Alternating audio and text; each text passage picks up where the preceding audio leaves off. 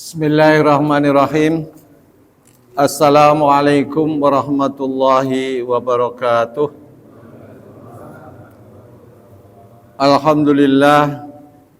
Alhamdulillahi rabbil alamin. Wa bihi nasta'in ala umurid dunya waddin. Asyhadu an la ilaha illallah wahdahu la syarikalah.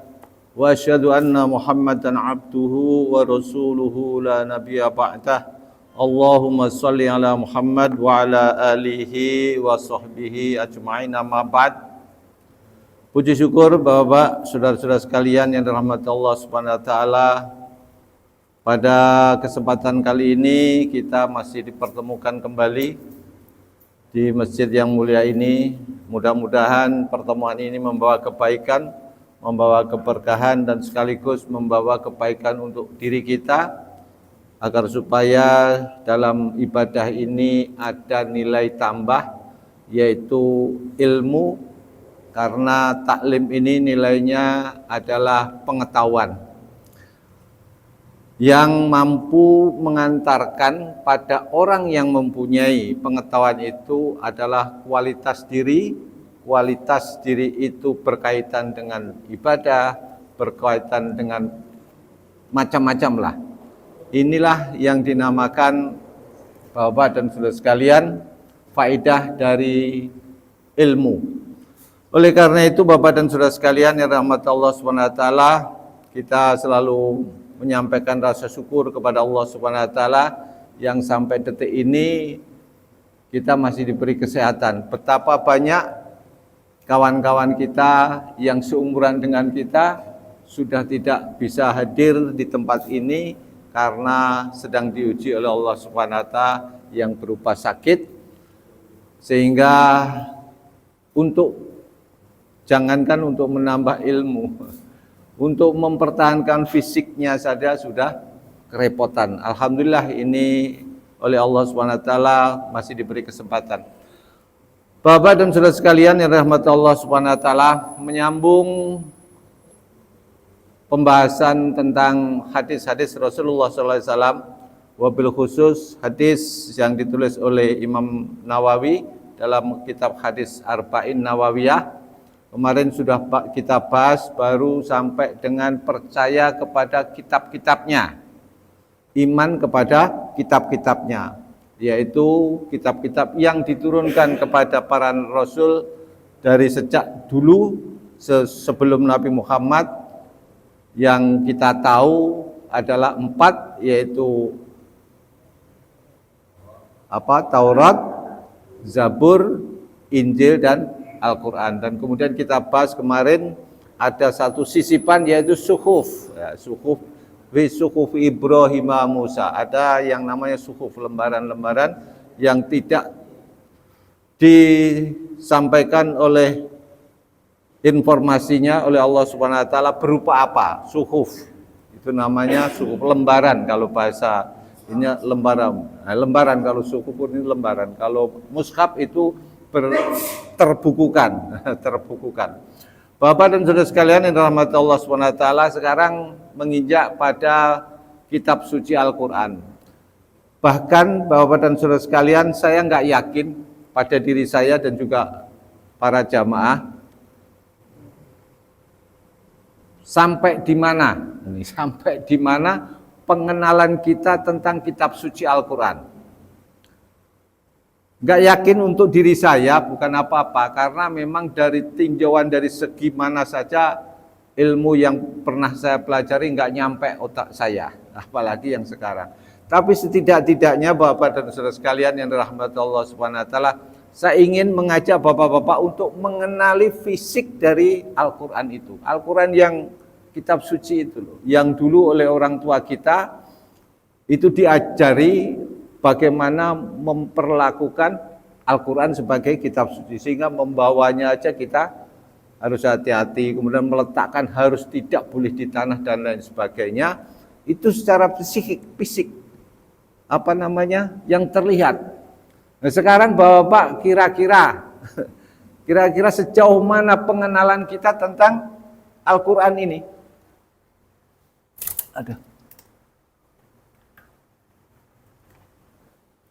Al-Quran ini kita kenal. Kita kenalin dulu Bapak dan Saudara sekalian. Karena apa? Karena kalau tidak kenal maka tak sayang. Nah, ini apa? Pada budaya kita, siapa yang tak kenal maka tak sayang. Oleh karena itu Bapak dan Saudara sekalian, saya ingin mengajak Bapak untuk mengenali secara lebih runut Al-Quran yang segini tebalnya ini Bapak dan Saudara sekalian. Inilah yang diterima oleh Nabi Muhammad SAW selama 22 tahun, 2 bulan, 22 hari.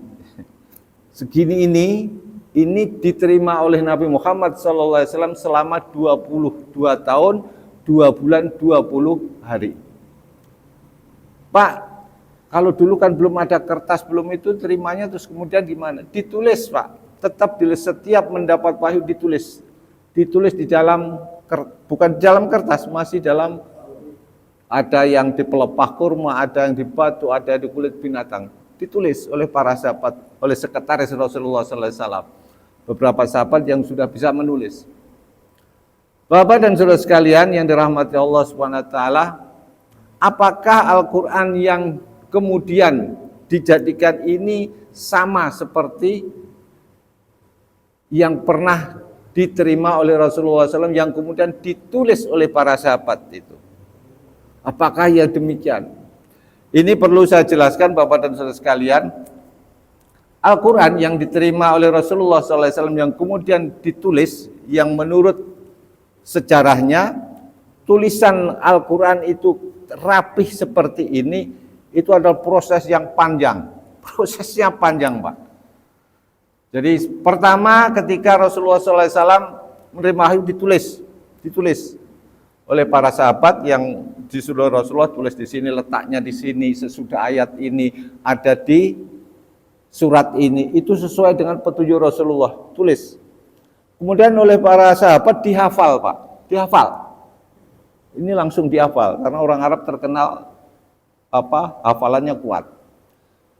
Bapak dan saudara sekalian, ketika Rasulullah SAW sudah purna, artinya sudah semua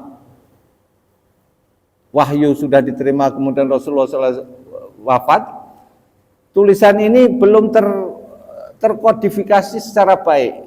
Maka oleh Sayyidina Abu Bakar atas usulan Umar, suruh ngumpulin Pak, melihat gelagat masyarakat waktu itu, banyak para penghafal Al-Quran, para sahabat yang menghafal Al-Quran mati karena peperangan. Banyak perang, mati. Khawatir kalau yang hafal berkurang nanti bagaimana? Tulisan itu kumpulkan Abu Bakar. Abu Bakar nggak mau. Mana saya tidak mau mengerjakan sesuatu yang tidak pernah dikerjakan oleh Rasulullah. Nah, ini mulai bid'ah tadi. Maka Bapak dan Saudara sekalian, atas desakan Umar bin Khattab, walaupun tidak dikerjakan oleh Rasulullah, ternyata Abu Bakar menerima dan kemudian benar memerintahkan kepada Zaid bin Sabit untuk mengumpulkan tulisan-tulisan sejak zaman Rasulullah yang ditulis para sahabat, dikumpulkan, diurutkan berdasarkan hafalan para sahabat. Dikumpulkan Pak.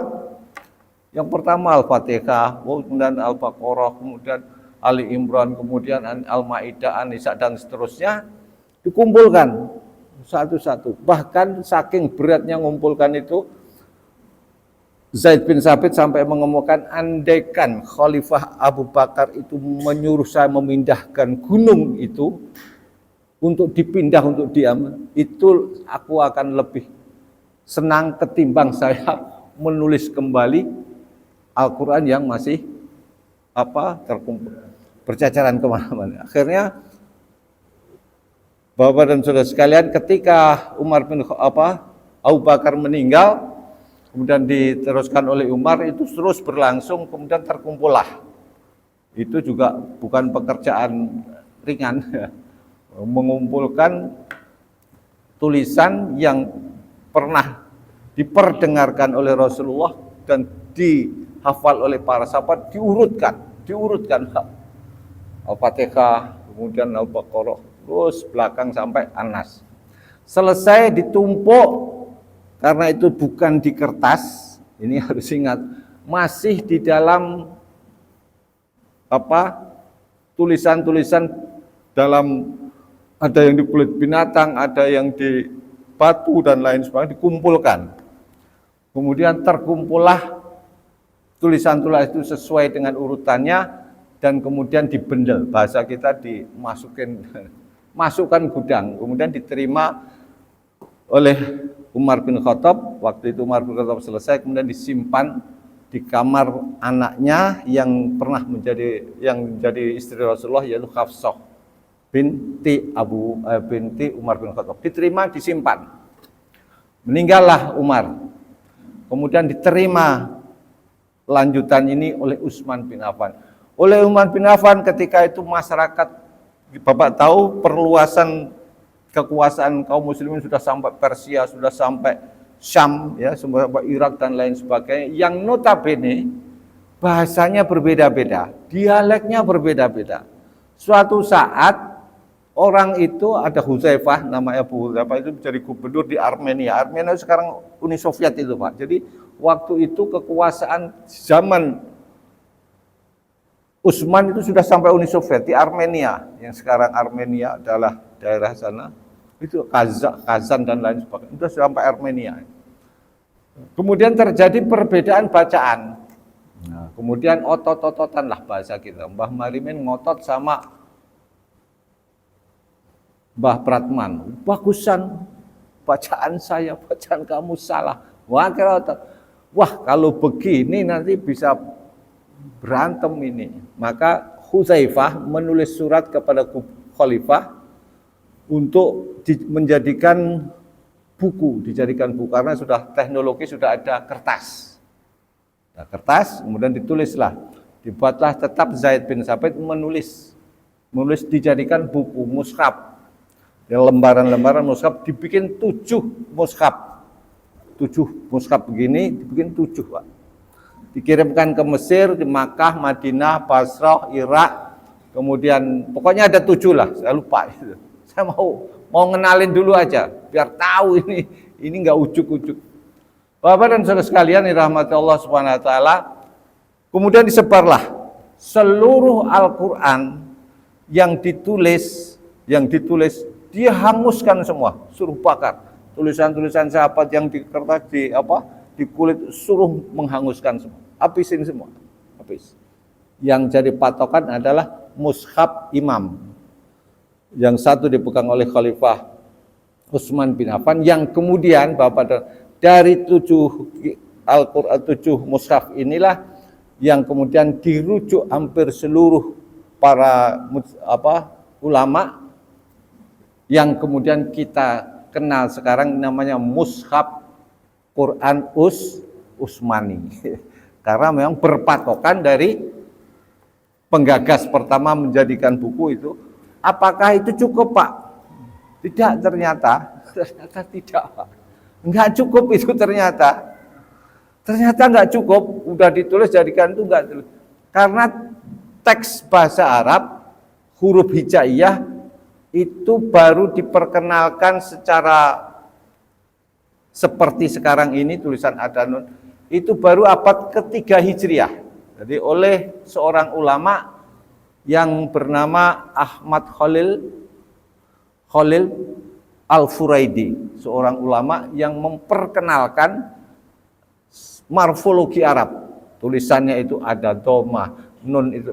Jadi dulu Bapak dan Saudara sekalian, teks-teks bahasa Arab yang Al-Qur'an, yang tulisan zaman Nabi, itu huruf hijaiyah itu belum terkodifikasi secara jelas, ada 28 atau 26 tulisan itu, karena ba nun ta sa itu sama, cuman nggak ada begini ya, sin shin ya, sama, nggak ada rengget-renggetnya.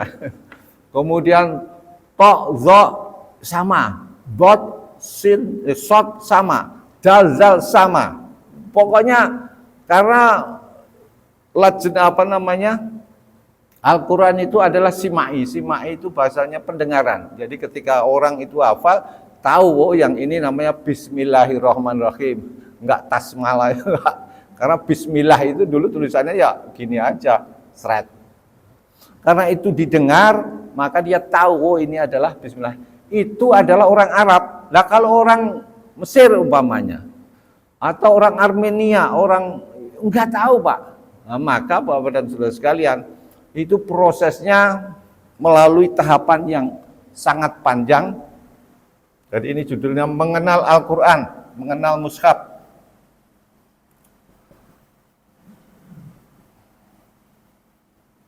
Mushaf.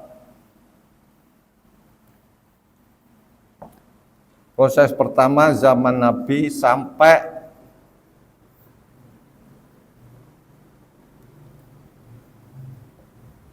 dengan Khulafaur Rasyidin.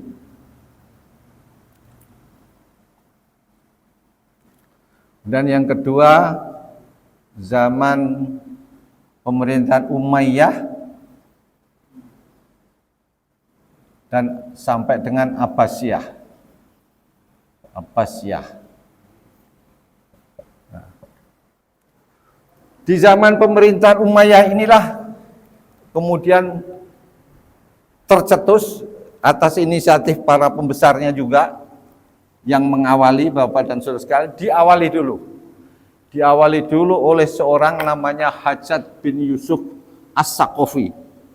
Itu seorang panglima perang, kejam, bengis, tapi dia penghafal Quran dan cinta Al-Quran. Nah, ini kadang-kadang Allah itu luar biasa. Orang yang paling bengis karena dialah yang membunuh Abdullah bin Zubair di Ka'bah ketika itu kepalanya digantung di Ka'bah. Itulah namanya Hajjaj bin Yusuf As-Saqafi. Kejam sekali Pak dia.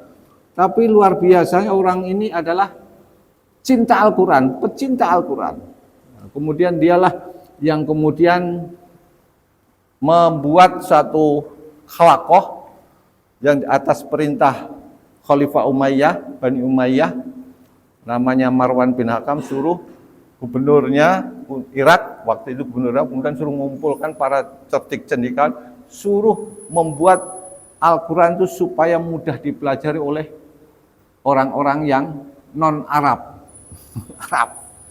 Kemudian betul Bapak dan Saudara sekalian, atas inisiatif Hajjaj bin Yusuf As-Saqafi itu, ya, kemudian dikumpulkan para cerdik cendekiawan, kemudian ada yang berbunyi U, baru U-nya dulu, A, I, U itu ada, A, I, U-nya ada dulu, jadi ya, ada tulis Bismillah itu ada kasroh, nunnya mati, Bismi ada, itu baru usaha itu Pak, itu kira-kira abad 1 Hijriah, jadi 90 tahun sesudah Nabi wafat atau 80 tahun sesudah Nabi wafat, baru ada tulisan dhammah, bunyi U, bunyi I, tandanya ada. Kemudian Bapak dan Saudara sekalian, sebelumnya itu sudah ada tanda tapi cuma sekedar titik. Kalau titik itu persoalan karena enggak bunyi nanti. Maka diperbaiki. Yang titik itu masih dipertahankan tapi diubah menjadi tanda huruf. Maka Bapak kita kenal ba itu titiknya Pak di bawah, nun itu titiknya di atas, tak itu adalah sekitar tahun 8 atau 100 atau 95 Hijriah. Karena wafatnya itu Hajjaj bin Yusuf itu sekitar 90 tahun 90 Hijriah. 100 tahunan lah. Baru ketemu itu, Pak. Baru ketemu itu. Kemudian Bapak itu berlangsung, masih terus digodok. Kemudian Bapak dan Saudara sekalian, baru tahun 1870 tahun 1187 atau 179 Hijriah, artinya hampir 200 tahun dari tahun Hijriah atau 190 tahun, baru ada tulisan yang kita kenal namanya tanda-tanda itu. Ada sukun, ada tasdid, ada panjang kalau mat dan lain sebagainya. Itu dipelopori oleh seorang namanya Ahmad bin Khalil Al-Furaidi. Al-Furaidi, seorang yang kemudian kita kenal dengan peletak dasar ilmu tajwid. Nah, itu ini Furaidi, Al-Furaidi namanya. Khalil bin Ahmad atau Ahmad bin Khalil Al-Furaidi. Itu sekitar tahun itu, hampir mendekati abad ketiga Hijriah. Inilah Bapak dan Saudara sekalian kemudian baru kenal. Kemudian Bapak dan Saudara sekalian, Pak, yang juz itu sejak Nabi Muhammad ada apa enggak? Ternyata enggak ada, Pak. Juz 1, juz 2, juz 3. Itu Nabi Muhammad tidak membagi menjadi juz-juz itu. Nah, juz dan itu dibagi sebagai lanjutan dari ide dari Hajj Yusuf As-Saqafi tadi. Jadi Hajjaj Yusuf As-Saqafi itu lanjutan itu. Kemudian dibagi menjadi juz. Karena apa? Bapak dan Saudara, itu berdasarkan suatu asar dari sahabat. Ketika itu ditanya kepada seorang sahabat, karena Hajjaj As-Saqafi itu kalau generasi adalah generasi tabi'in, Pak. Orang tabi'in lah. Menanya kepada seorang sahabat waktu itu, bagaimana Al-Quran itu dibagi oleh para sahabat. Para sahabat itu membagi menjadi 7 bagian, Pak. Jadi pembagian-pembagian itu sudah dilakukan oleh para sahabat. Bukan untuk apa-apa, tapi untuk mempermudah dia membaca Al-Quran. Jadi Al-Quran itu oleh para sahabat dibagi menjadi 7, agar supaya setiap bagian itu dibaca 1 hari. Jadi 1 minggu khatam. Itu uraiannya. Itulah Bapak dan Saudara sekalian yang kemudian para sahabat itu membagi menjadi 7 bagian. Jadi bukan juz tapi bagian. Bagian pertama itu 3 surat. Anehnya Bapak dan Saudara sekalian itu ganjil-ganjil semua. Jadi gampang menghafalkan. Dulu itu gampang. 3, 5, 7, 9, 11, 13. Itu cara menghafalkan para sahabat itu. Jadi sahabat itu membagi Al-Quran itu menjadi 7 bagian. Yang pertama 3 surat, 5 surat, 7 surat, 9 surat, 11 surat, 13 surat. Kemudian sisanya itu yang pendek-pendek. Nah, dibagi menjadi 7 itu. Kemudian atas informasi yang didapat oleh Hajjaj Yusuf As-Saqafi tadi, kumpul lagi, tolong hitung hurufnya. Huruf Al-Quran itu suruh ngitung, Pak. Jadi bagaimanapun pemerintah dengan para cendekiawan, bahasanya ulama itu memang harus bersinergi untuk menghasilkan sesuatu. Kalau ulamanya atau pemerintahnya nggak peka ya, nggak peka kepada rakyatnya ya akhirnya pengetahuan itu melempem nggak berkembang. Ternyata seorang gubernur memerintahkan kepada para cendekiawan yang berada, suruh ngitung hurufnya, Pak. Sekarang coba hitung Al-Quran itu kalau dibagi 2, tengah-tengahnya mana? Tengah-tengahnya mana? Dihitung, Pak, itu hurufnya dihitung. Kalau dibagi tengah, maka kita kenal di sekarang itu di dalam surat Al-Kahfi ayat 19 berapa itu, wal yatalatof. Itulah pertengahan Al-Quran dibagi secara huruf. Tengah-tengah bener, Pak. Huruf wal yatalatof itu. Maka sekarang dicetak merah. Itu kan, merah. Itu. Jadi wal yatalatof itu pertengahan Al-Quran. Nah, ini salah satu. Kemudian Bapak dan Saudara sekalian, atas inisiatif itu kemudian dilanjutkan oleh para generasi berikutnya. Itu dibagi menjadi 30. Agar supaya memudahkan dihafal, memudahkan seorang membaca Al-Quran sebulan khatam. Nah, itu sudah diprediksi oleh para ulama warasatul anbiya itu, diprediksi. Kemudian diambil berdasarkan juz itu, 1 juz itu 10/10 ain. Jadi kalau kita kenal ain, itu adalah 10 ayat ternyata. Ain itu adalah tanda 10 ayat, maka setiap juz itu ada 10 itu, 10 bagian itu. Kemudian ada nisf, rubu, salas, itu sepertiga dan seperempat. Kemudian dibagi menjadi 30 agar para orang awam itu membaca setiap hari 1 juz. Jadi one day one juz itu pandang itu berdasarkan pembagian para ulama. Ya kalau dulu orang menghafal, kira-kira baca one day one juz. Itu ceritanya. Maka dibagi menjadi 30. Tidak ada pembagian di zaman Rasulullah Shallallahu Alaihi Wasallam juz 1, juz 2 itu enggak ada. Nah, inilah kemudian juga penomoran surat. Penomoran surat itu adalah ini di pemerintahan Abbasiyah ini dinomorin ayat 1, ayat 2, ayat 3 dikasih titik. Ya, kemudian wakaf, tanda wakaf dan lain sebagainya. Seluruhnya lah. Ini adalah kurang lebih berlangsung sekitar 200 tahun atau abad ketiga Hijriah, sekitar 200 tahunan sudah Rasulullah SAW. Dan kemudian Bapak dan Saudara sekalian dalam perkembangan ketika Khalifah Turki Utsmani menguasai, kemudian barulah teknologi cetak ada, kemudian dicetak pertama kali itu abad ke-17, Al-Quran dicetak di Jerman. Ternyata di Jerman, Pak, atas inisiatif Khalifah Turki Utsmani. Jadi percetakan pertama Al-Quran itu di Hamburg namanya. Itu tahun 1600 sekian, jadi abad ke-17, abad ke-7 dicetak di Hamburg. Ini akhirnya terjadi, ada bismillahnya, ada fatihahnya, ada juznya, ada itu. Jadi itulah kira-kira Bapak dan Saudara, perjalanan mushaf yang kita punyai itu bukan perjalanan yang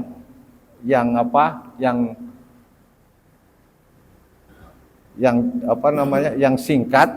Ternyata perjalanan para intelektual, cendekiawan dan pemerintah dan penguasa itu bersinergi untuk melahirkan agar supaya orang Jawa bisa baca, orang Indonesia bisa baca. Oh, kalau ba itu ada titik 1, tak itu titiknya 2. Nah, sekarang Mbah Rosa udah nggak bingung ya nun sama Pak ya Mbak ya. Itu. Jadi ini prosesnya lama Pak. Jadi jangan apa-apa tidak dicontohkan Rasulullah, ternyata itu persoalannya. Nanti kejebak nanti kalau itu surat, tanda surat, nomor surat itu juga ditandai pada waktu pemerintahan ini. Inilah Bapak dan Saudara yang Bapak sudah pegang. Nah, nanti tadarusan itu mulai belajar Al-Quran ini. Itu dulu begitu Pak ya. Inilah perjuangan para ulama warasatul agar supaya saya, Mas Imam, Mbah Bagio itu bisa membaca. Kalau enggak wah betapa susahnya kita dulu itu kalau enggak ada para ulama itu ya. Nah, inilah akhirnya kita mengenal huruf ba itu ada titiknya, ta itu titiknya 2, jim itu titiknya di tengah, kho itu titiknya di atas. Itu adalah berkat dari para ulama dalam mempermudah masyarakat non Arab bisa membaca Al-Quran. Sampai di sini Bapak dan Saudara mengenal tentang Al-Quran. Baru fisiknya aja Pak. Baru fisiknya ada juz, ada ain, ada nisfu, separuh, seperempat, itu usaha orang-orang dahulu, orang para ulama. Ayat juga demikian. Kemudian fathah dhammah bisa bunyi u, bisa bunyi i, bisa bunyi au, bisa bunyi ai dan lain sebagainya. Itu adalah berkat jasa dari Ahmad bin Khalil Al-Furaidi, seorang peletak pertama untuk ilmu tajwid. Nah, ada mat, tanda fathah itu panjang kayak bendera. Itulah Bapak dan Saudara sekalian yang dirahmati Allah, pengenalan sekilas tentang yang Bapak yang mau akan dibaca nanti di bulan Ramadan. Nah, nanti sayang nanti ya Allah, ini ternyata usaha para ulama dan para penguasa di zaman itu agar supaya kita mudah membaca Al-Quran. Maka berapa pahala yang akan didapat para ulama ketika kita membaca Al-Quran atas petunjuk dari belum isinya, Pak. Rasulullah sallallahu alaihi wasallam, ini para ulama sekilas saja, ini habis itu kita ini tanya jawab boleh lah. Belum isinya. Isinya itu Bapak dan Saudara sekalian itu dibagi menjadi dua. Isi ketika Rasulullah ada di Mekah selama 13 tahun, kurang lebih 12 tahun sekian bulan, itu diterima ayat-ayat Al-Quran, itu disebut ayat-ayat Al-Quran disebut surat Makkiyah. Nah, maka ditulis di sini ada setiap ini mesti ada suratnya Makkiyah atau Madaniyah berapa ayat.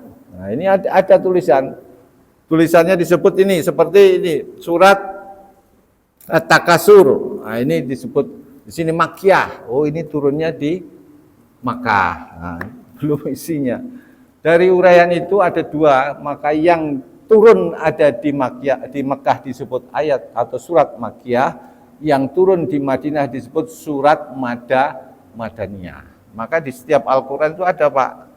Terus jumlah ayatnya juga ditulis. Ayatnya ada 6, ayatnya ada 7. Kemudian urutannya ditulis juga. Fatihah 1, Al-Baqarah 2. Kemudian nama juznya itu bukan dinamain, tapi juz yang ketika saya kulu, juz 2. Kemudian tilka, Rasul, juz 3. Itu nama-nama juz itu. Itu Al-Furaidi itu. Namanya Al-Furaidi itu dibagi menjadi 30 juz. Jadi juz itu enggak dinamain, tapi dinamain ayat pertama sebagai permulaan. Jadi Bapak dikenal di sini, oh juz 3 saya kulu, tilka, jadi juz tilka. Maka kita kenal juz amma. Tahu enggak juz amma? Juz yang diawali dengan amma yatasa alun. Jadi itu. Abad kedua Hijrah, jadi sekitar 179 Hijriah lah itu. Jadi 200 hampir 200 tahun baru ketemu yang semodel itu. Ada titik, ada juz, ada tanwin, ada tanda wakaf dan lain sebagainya. Itu berlangsung oleh para cendekiawan. Belum mengenai isinya. Nah, itu isinya inilah yang disebut Bapak dan Saudara sekalian tadi dibagi menjadi dua, Makkiyah dan Madaniyah. Belum isinya, ciri-cirinya Makkiyah itu membahas tentang akhlak, ibadah belum ada, tauhid ya, kemudian akhlak, kemudian ilmu pengetahuan. Nah, ini di Arab ini, di Makkah. Tapi kalau di Madinah itu sudah tentang hukum, tentang hubungan, tentang pernikahan, tentang jual beli, tentang hukum lah, tentang sholat, tentang puasa, tentang haji itu turunnya di Madinah. Jadi itulah pengenalan singkat Bapak dan Saudara sekalian yang dirahmati Allah SWT, mushaf yang akan kita baca nanti di bulan puasa nanti. Jadi sayang, ternyata kitab yang ini sampai di tangan kita tinggal ibaratnya tinggal makan, tinggal ngemplok. tinggal suap aja itu. Enaknya aja.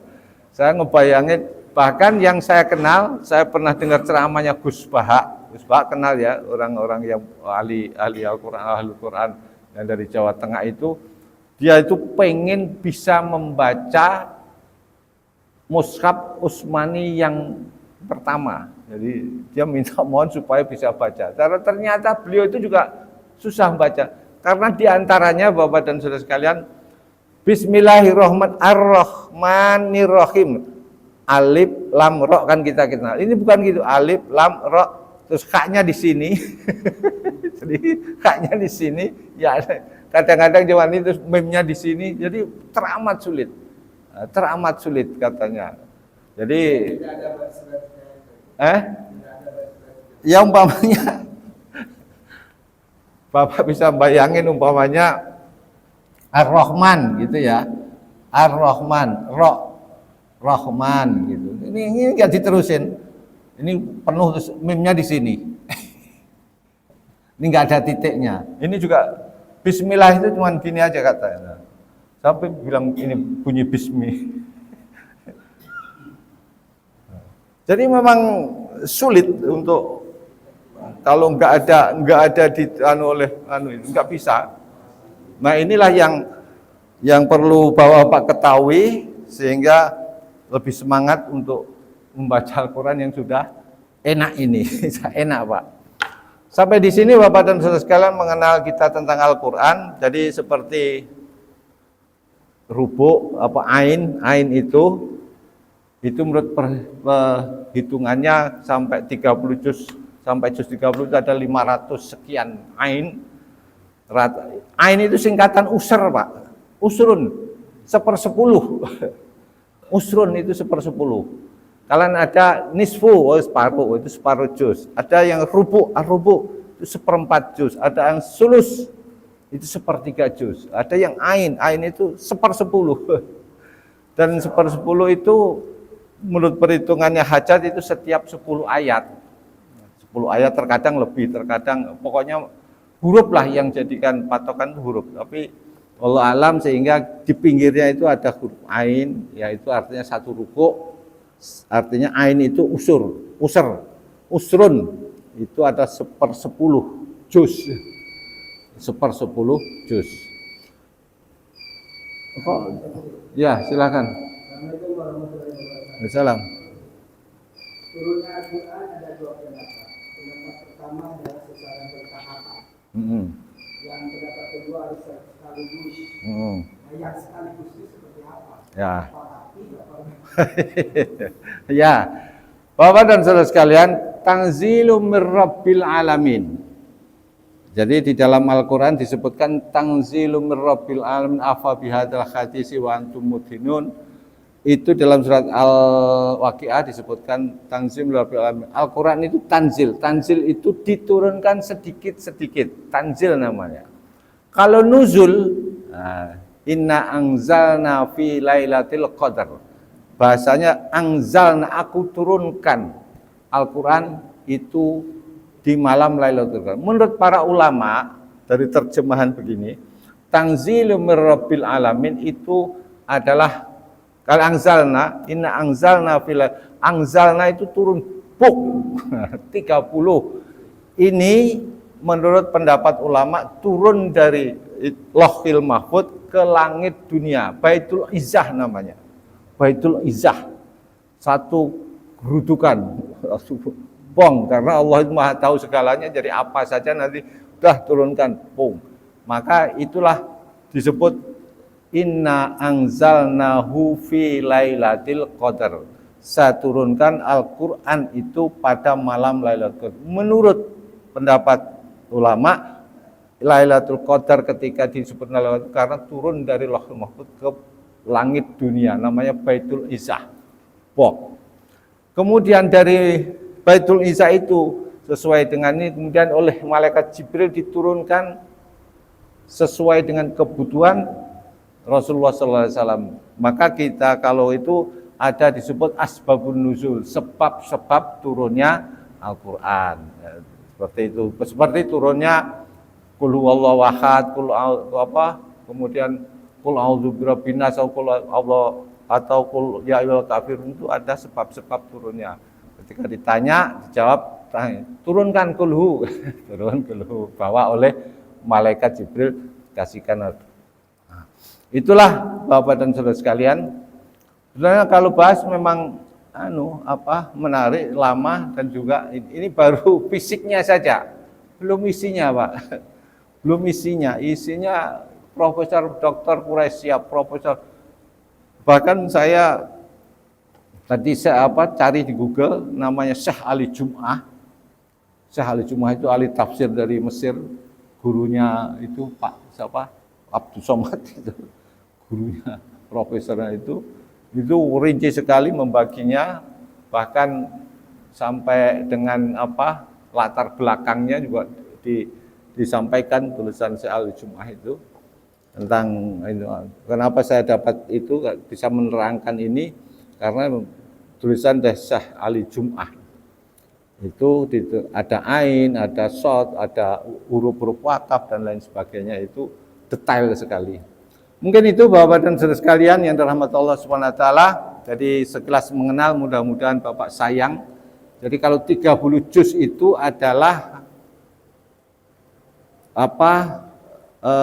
teori ulama agar supaya orang per orang itu tiap hari membaca 1 juz. Maka nanti insya Allah tadarusan 1 malam 1 juz. Bukan nggak ada, ini ada tuntunan ulama. Jadi dibagi 1 juz itu agar supaya orang itu baca 1 juz. Kalau dulu para sahabat baca setiap malam bisa 4 juz itu. Mungkin itu Bapak dan Saudara sekalian, mari tutup kajian ini dengan doa. Allahumma anta rabbi la ilaha illa anta khalaqtani wa ana abduka wa Abulaka bi ni'matika alayya wa bi kurang lebih maaf. Subhanakallahumma hamdika asyhadu an la ilaha illa anta astaghfiruka wa atubu ilaik. Assalamualaikum warahmatullahi wabarakatuh.